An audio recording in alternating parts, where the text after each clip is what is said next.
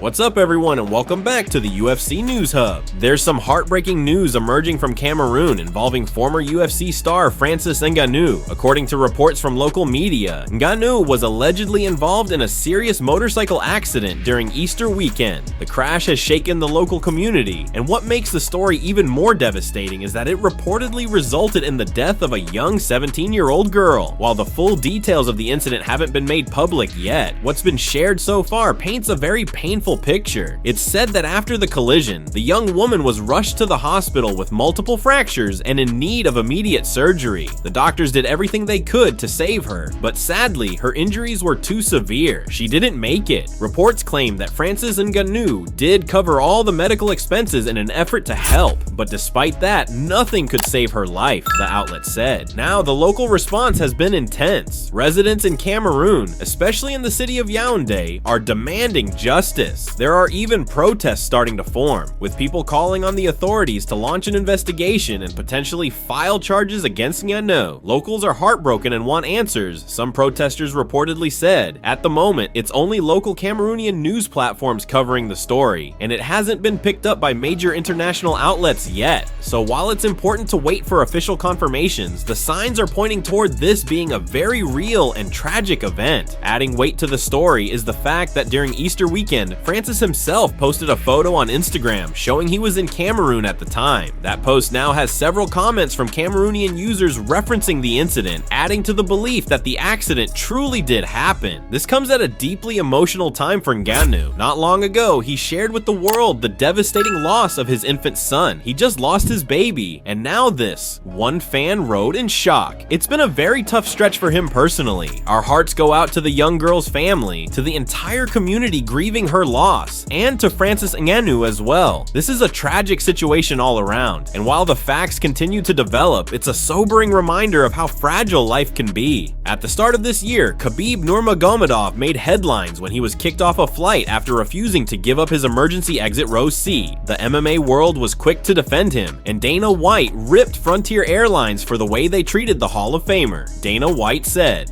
"While it was frustrating back then, Khabib has now turned the incident into a joke." He recently shared a story on Instagram showing himself once again seated in the exit row, writing, "Why do they always put me in this place?" Khabib Nurmagomedov said, tagging Dana White. But the fun didn't stop there. Khabib also had fans laughing again when he FaceTimed former footballer Patrice Evra, who recently signed with the PFL to make his MMA debut. With his usual humor and brotherly tone, "Brother, you don't need this. If you need to fight, I'm going to fight for you. Send me location. I'm going to teach you how to smash people," Khabib Nurmagomedov said. It was classic Khabib, turning serious moments into lighthearted ones while still showing support. Now, with Evra training in Dubai, fans are hoping to see some behind-the-scenes training clips. Whether it's mocking airline seating or playfully offering to fight on a friend's behalf, Khabib continues to charm fans and prove why he's loved both inside and outside the cage. Dustin Poirier had a bold idea for the final chapter of his storied UFC career.